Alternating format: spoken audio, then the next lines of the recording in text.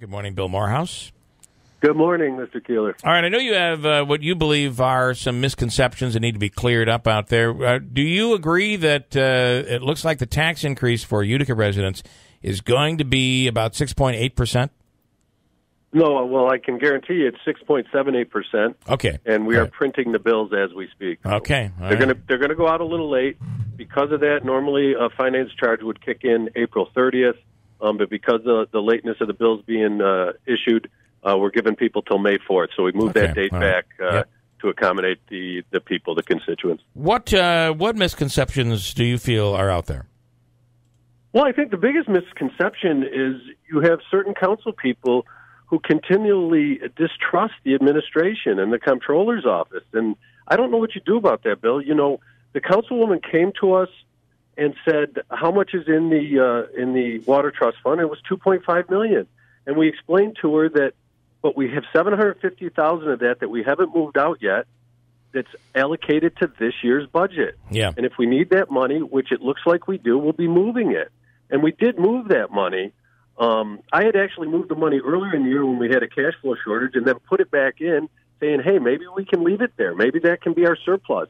As it turned out, it wasn't going to be, and we explained that to her. And then the budget director sent out a memo, because we wanted to be specific about this, that there was $1.7 million in there, so you could use $850,000. $750,000 was already being used in this new presented budget, so there was only $100 available. But, you know, the councilwoman, and I find it interesting that she's not speaking on this, that Mr. Marino is speaking on this, but she just ignored us. And it's just a lack of trust, Bill. I don't know what you do. Councilman DeSantis came to me and said, Bill, is it really going to affect the fund balance if our credit rating, if we take that extra $300 out of fund balance? I said, yes, it is, Bob. And then he comes on and at the meeting publicly states, I don't believe the administration. I don't believe. Well, they have said. What do you do in this situation, Bill? They have said that the. Are you asking for my advice? Yeah, I am, Bill. I thought that was a rhetorical question. March 29th, 8:38 a.m.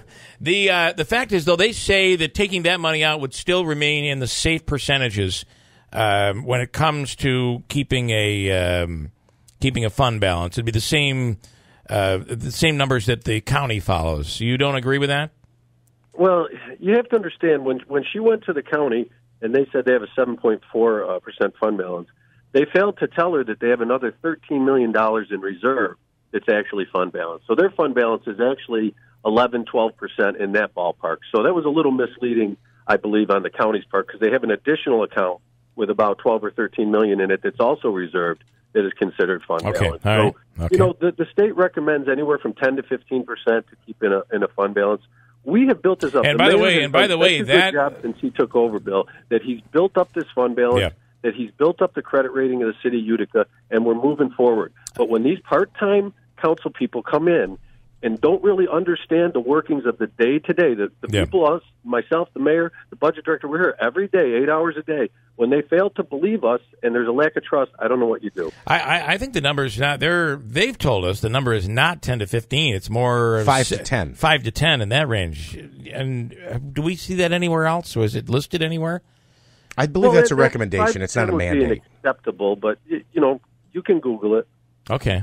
All right. So, Bill, 5 to 10 isn't acceptable. Like, let's face it, any fund balance is good. Right. Because because that's your rainy day fund. That shows that you're a strong, fiscally sound city, and that's what we are. When the mayor came out with his original budget of 7.8%, I looked it over. We passed it through in 8. That was a sound budget. And now it's at 6.7 to 8%. It's down 1%, but it's still fiscally sound.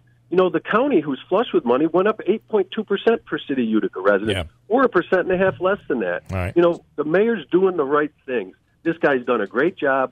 I watch over the money, but if these council people aren't going to trust what we tell them, I don't know what to say. All right, Bill, I'm going to give you kudos, and then I'm going to take it away, and not you specifically, the administration. I appreciate you coming on. You always give us answers, and we certainly appreciate that. I think, as an observer, the distrust comes from this. You're right. Before this mayor took over, there wasn't a fund balance. There wasn't really savings, and he's built that up.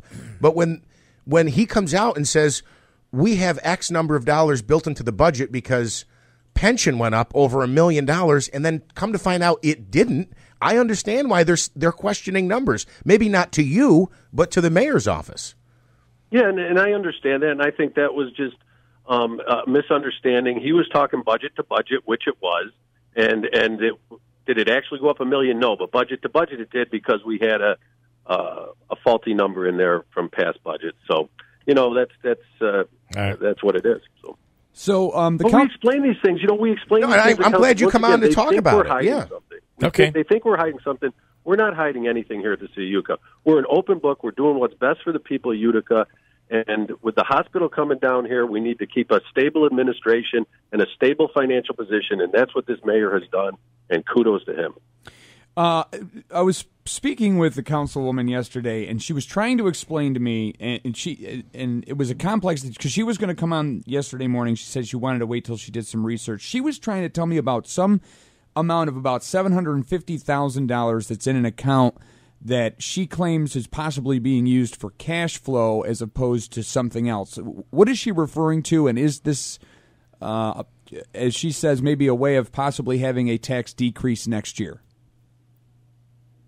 I'm not sure what she's referring to. We have 42 bank accounts in the city of Utica, roughly, and I'm not sure what she's referring to. But, yeah, I hope we can have a 5% tax reduction next year. But we have to do things that are fiscally smart, and you have to do things when the time is appropriate. And in this year's budget, originally when we went to the department heads, when the mayor did, 38% tax increase. Yeah. If we got the people what they wanted, the departments what they wanted. Once again, I think the problem is here you have part-time people, and then you have the people who are here day to day. And if they're not going to believe the people who are here day to day doing the hard work for this city, then I don't know what to do. Okay. All right. If you are looking at a tax decrease yesterday, they're going to say, boy, it looks like this is convenient. Next year, if you were to have a tax decrease, it looks convenient for political reasons. And you say it has nothing at all to do with that.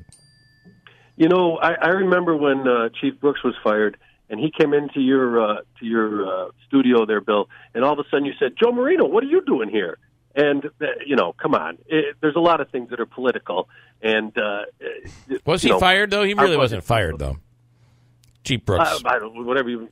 Whatever we call it. Put on leave. I don't know. Okay. You guys said he was fired. We put on leave. It just was interesting that all of a sudden Joe Marino showed up, and you even said yourself, wow, what are you doing here, Joe? And there's a lot of things that are political when you're involved in politics. But I can tell you this.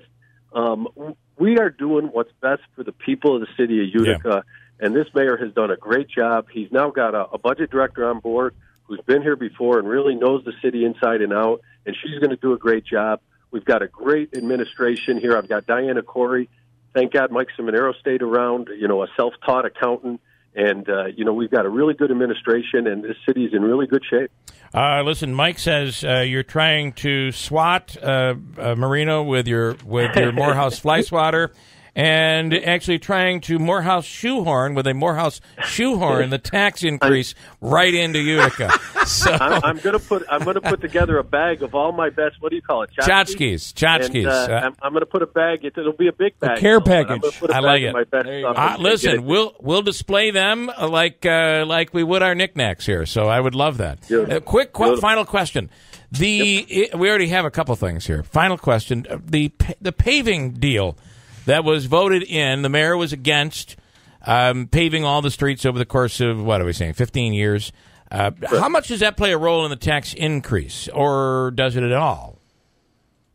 Well, it definitely, I think it was originally proposed that would be 0.75% a year. We didn't raise that 0.75% last year. It obviously plays a role. Part of that paving plan was to take this. We get a $480,000 payment for the Water Trust Fund each year. That goes through 2036. And that was then supposed to go to paving. So Mr. Marino presented those numbers in a way to pay for it without costing the taxpayers too much. And that was great, but that was based on we never borrow any more money or never buy another new car or truck. So right. It obviously affects it. And I said that when I stood on Lamont Place there, I said, if you think this isn't going to stress the budget, you're mistaken. But do I think it's a good thing? Absolutely, it's a good thing. Okay. These streets are horrendous in Utica, and we're going to pave them over the next 15 years, and that's great for the people. All right, Bill Morehouse, Comptroller, City of Utica, thanks so much for taking the time. As always, we appreciate you coming on. Happy Easter, guys. Okay.